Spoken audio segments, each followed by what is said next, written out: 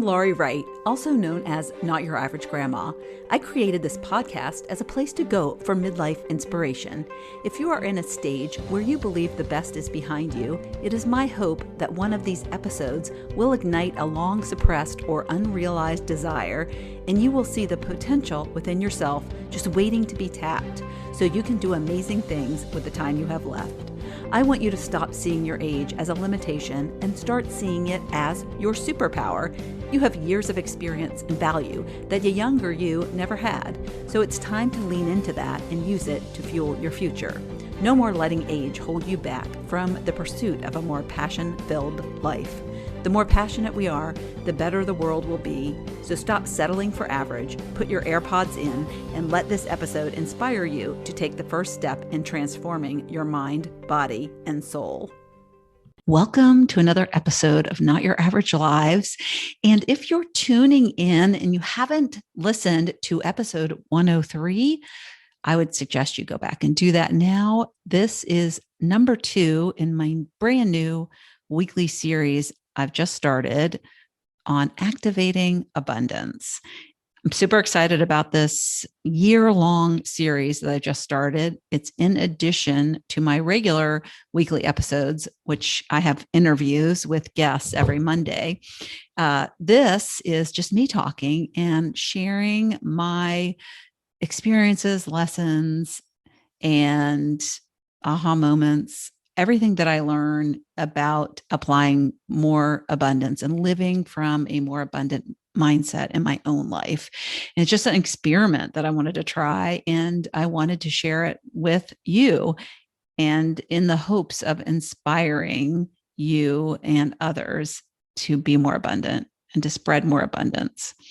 So I have done a couple of things with the launch of this new series. First of all, I have a new website on my podcast, all about my podcast. So my regular website is notyouraveragegrandma.com. And if you go to notyouraveragegrandma.com/podcast, you'll see a beautiful, colorful, just all about every episode. And you can search and you can see, go just to the abundance series. And I'm so excited about it. My team did such a great job. So kudos to them. And I'm just really super excited about it. And in addition to the website update, we have a brand new guide. So it's the Abundance Activation Guide. So I'm really excited about that. And I have a group of people that are helping me promote this episode. If you're not in that Facebook group, it's just a temporary Facebook group, but I am giving away amazing prizes, an iPad, a Kindle, some Amazon gift cards, a simple abundance book, just lots of different prizes for just sharing about this new podcast series on social media. So if you're interested, go to notyouraveragegrandma.com/activate and sign up. The contest is going for a few more days, so join in the fun. And if you do join, you'll get my guide. And if you miss it out or you don't want to be involved in the contest, then you might want to know about my new quiz. So I'm announcing today a brand new quiz I've done. And I had done a quiz prior about midlife fulfillment. And so this is brand new. It is all about finding out your abundance persona. So you'll find out the level of abundance you're operating from. And so I have a scale 1 to 5, and I have 5 personas that you'll find out what you are. And then you'll get a result and it'll tell you a little bit about that persona. And you can get my abundance guide if you want, if after you've taken the quiz. So that's what's going on right now as I roll out this new series. Today, I'm going to talk about the personas. So you will find out what they are, but you won't know what you are until you take the quiz. So I suggest you take the quiz and find out what you are. And if you go to the show notes for this episode, which if you go to my website, it's very easy. The show notes are right there. I think they're really hard to find if you're using a podcast app. So if you go to my website, notyouraveragegramma.com/podcast, and you access the episode from there, you can actually listen to the episode from my website and you can get the show notes there. It's just really a summary of what the episode's about. And then it has links. If I talk about anything during an episode, if I'm interviewing a guest, it gives links to how to contact them if you want to follow up with them. It also has other, like if I'm recommending a book or another podcast, then I always have the links in the show notes. So they're really handy to access after you listen to an episode. So the link to the quiz will be in the show notes for this episode. All right. So there are 5 personas, and I've come up with fun names for the personas. The first one is Lacking Linda. And if your name is any of these, then I apologize. You could definitely have a name that is the same as one of these, but I just picked these at random, and I picked names that are very common names from my generation. So, and Linda was a very common name when I was born. I was born in 1959. And so Lacking Linda is somebody who is not living from a state of abundance. In fact, she's living from a state of lack. So that's kind of the opposite of abundant. And this Linda, she is focused on what she doesn't have, not at all really present to what she does have in her life that is good. She feels like she never has enough. And when she has something, she's often comparing it to something else and feeling that what she has is less than, the quality is less, or it's just not enough. And that is where her brain goes. And this is not her fault. This is something that she was likely conditioned to from a very young age. She probably heard about, there was probably conversation in her household between parents. Parents argue about money all the time. And so it could have been a parent complained about not having enough money and just never being able to buy something at the store. It could be a conversation that was overheard and just stuck with her. And it's really controlling her life, not allowing her to see the good, not allowing her to feel abundant about life, not to live in the present moment, always thinking about the past and just not having what she wanted and being in this place and really not thinking anything is possible for the future. So some of the feelings that Lacking Linda feels is that her dreams are impossible. She probably doesn't have any dreams. She doesn't even try to dream. It will never change. And she won't even try. She just shrugs her shoulders and it is what it is, and is just filled with no sense of being able to have anything more than what she has. And like I said, what she has is never enough. And I did a podcast episode about a really big shift when I found out the difference between the word need and desire, and how just being aware of how often you use the word need. So Lacking Linda uses the word need a lot. And need is just another expression for lack. And so I would just refer you to that episode. Just go back and listen to that. If you do take the quiz and you find out you're a Lacking Linda, you definitely want to tune into episode 65. And it's called One Simple Word Switch that can shift your subconscious out of lack and into abundance. So that's Lacking Linda. My second persona is Situation Sally. And Sally's focus is on her circumstances and the limitations that her circumstances bring to her life. So she doesn't feel her dreams are possible, very similar to Lacking Linda. She probably doesn't let herself dream because she's has these circumstances that prevent her from being able to do that. And unlike Lacking Linda, where Lacking Linda doesn't really blame anything on anything, it's just like this state of never having enough and not even knowing why. Situation Sally is like her circumstances. She kind of is a blamer. She blames where she is in life, which isn't enough, but she blames it and finds fault in things that are external to her. And for example, where you grew up, your neighborhood, right? That is a really good example of circumstances. So I was born on the wrong side of the tracks, right? Kids don't have any control over that. Could be that I never finished high school, or I never finished college. So therefore I can never have a good job. I have a poor paying job because I don't have a college degree. I lack skills or education. So that can be a situation that Sally believes is making her stuck. She's stuck, and it's through no fault of her own, other than, it might have been her fault that she might have quit high school, for example.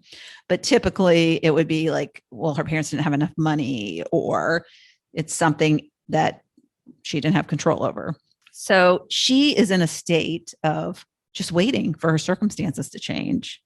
And she can take ownership of her circumstances and change those circumstances, but she has been stuck in this place for a long time, and she doesn't even realize that. And so for somebody like Situation Sally,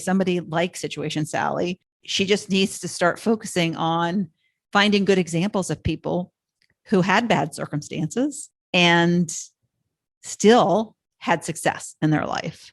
So looking for role models of people that had similar circumstances and then overcame them and still went after it and still found ways to get unstuck and create a new set of circumstances for herself. And that's what she can do to get out of the rut that she's in. So that's Situation Sally. All right. And then I have 3 more to go over. And the next one is Judging Jane. And Judging Jane actually thinks she's pretty abundant. But the problem is that she is letting judgment rule her decisions in life and observations, and not letting true joy. Basically, her judgment is blocking true joy from her life because she's so busy assessing, comparing, criticizing, judging.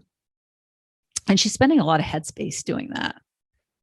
Because when you're in your head like that, and you're not just like leading from the heart, and you're in your head and you're logically thinking, then you're justifying what you're doing, why you're doing it. And being abundant is looking for the good in everything and the simple things. But Judging Jane, she complicates it. She's in her head and putting too much logic into every situation, every decision that she makes. And so she is not really living in the present as you should when you're abundant, but she's really focused on, her past is where she's gotten all of her evidence and her experiences. And she uses all that evidence and her experiences of her life to qualify and judge. And so she's very much stuck in this state of assessment and questioning and qualifying. So she often will be withhold from giving time or money to help others because she's questioning whether somebody or a cause is deserving. And so that takes up a lot of energy. And in a way, it's negative energy, because when you coming from an abundant, heart-centered place, then it's freely given. It's freely given, and there's absolutely no qualifiers. You just know that it'll come back to you. So you're not even bothered by what somebody will do. with the money you give them or, the time that you take. You just give it freely with no strings attached. And Judging Jane has some strings because they have to deserve it.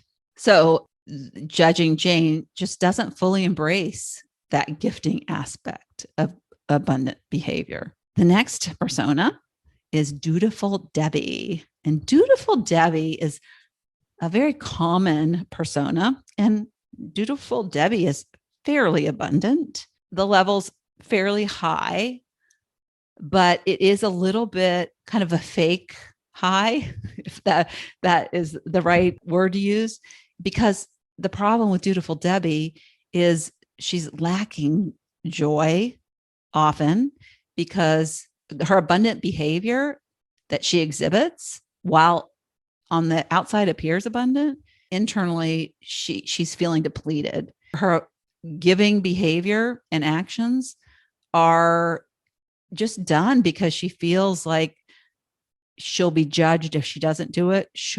She's worried about Judging Jane, judging her. She is doing things because she feels guilty. She is doing things at the expense of her happiness often, and then is operating from a very empty cup. And we don't want to operate from an empty cup. We're just depleted. So if you are a giver, but you're feeling exhausted and low on energy and like I said, depleted, then you're likely a Dutiful Debbie. If you're feeling tired and stressed, these are signs that you're allowing people to take advantage of you. And so you're pouring from your empty cup. So abundance is an inside and outside job. And when you're operating abundantly from both places, it doesn't feel like a job. When you're operating just externally and feeling like pulled in a million different directions and like you're being used, then it will feel like a job. It will not feel like this joy. And so you'll feel, if you are doing things because you want to do them and not because you feel guilty and you're guilted into them, then your cup will stay full and you'll have a more of an energetic and peaceful feeling. So stop focusing, and how you self-correct on this is stop focusing so much on doing what you think is right, which again, like Judging Jane, it's brain-based logic because you're talking yourself into doing things is what you're doing. And start listening to your heart, because your heart will always lead you to what feels good and what is best for all parties. And that party has to include you. And then you won't feel like this forced giver. You won't be this forced abundance, because that's not true abundance. Okay. And then the last persona, as you might guess, is the most abundantly behaving, feeling person, Plentiful Polly. And I like this too, because Pollyanna, I don't know if you ever saw the Haley Mills movie from when I was a kid. I remember my mom used to say, "Oh, you're such a Pollyanna." And I remember just thinking, I thought Pollyanna was a bad, like a complainer. And then one day I realized that was like Pollyanna in the movie was just like such a sweet soul. And so I thought when I came up with, this acronym or this persona for the most abundant person, I was like, oh my gosh, I thought of Pollyanna. So Plentiful Polly is in a very, very, very small percentage of people. It's a very rare individual who is operating from full abundance, that is operating, leading with her heart, operating from a full cup, feeling joyful and contented with all she does, doesn't judge people, feels limitless, dreams big, and goes after her dreams. And when you are operating from that state, you are attracting amazing things into your life. You are putting such selfless and positive, you're radiating this energy. And you're not sacrificing, you're just serving. That's the difference. And so this it's like a boomerang, right? You put all this great energy and positive spirit out into the world, and it comes back to you tenfold. And so Plentiful Polly loves and is excited about her life, and she practices gratitude daily, and she gives freely of her time and money when possible without feelings of guilt or resentment. And like I said, believes in no limitations and believes and sees the best in people, does not judge people, believes in the best in people. And that is a hard person to find. And although I would love to be Plentiful Polly, I am working on it. I am a work in progress. And that is why I'm doing the series, because by the end of the year, I'm going to be operating from that state, because the first step is awareness. Know what you're doing and why you're doing it, and spend time every day working on operating from the state as much as possible. And I think then the first thing is starting with gratitude, which I've been doing daily for a couple of years now. But sometimes it's just, I check it off the list. It's like, I did my 3 gratitudes for the day. And I've recently, since I really started going all in on this abundance mindset, I've started just laying in bed in the morning and just laying there and thinking about all the things, taking that time before I jump out of bed and get into the day of all my to-do list. And so I'm just focused on being super aware of how I'm operating. And when I'm bringing judgment into the mix, or when I'm getting aggravated and feeling guilty because I'm doing things because I really don't want to, just trying to flip the switch and to be appreciative, to look for the good, and just operate from that state as often as possible. So I hope you like my quiz, and I can't wait to hear what your persona is. So when you finish my quiz, reach out, let me know. Come in here to the podcast. If you're using an app, you can leave a review. I'd love to hear a review. Or you can reach out to me on social media and let me know what you got. And so I love hearing feedback and how my quizzes are working. And it's been so much fun to do it, and I hope you enjoy it. Thank you so much for tuning into the Not Your Average Lives podcast. If you haven't yet, make sure to subscribe on iTunes if you have an Apple device. You can find free resources and learn what else I have going on at the moment that might interest you on my website at notyouraverage.grandma.com. You can also find me on Instagram or Facebook at Not Your Average Grandma. If you liked this episode, it would make my heart so happy if you could leave me a 5-star rating. You can also add a review to let me know what you like about this podcast, which will help spread the word about it to others who need a little midlife inspiration. As always, be you, listen to your inner voice, and focus on reigniting that lost spark so you can start living your own Not Your Average life.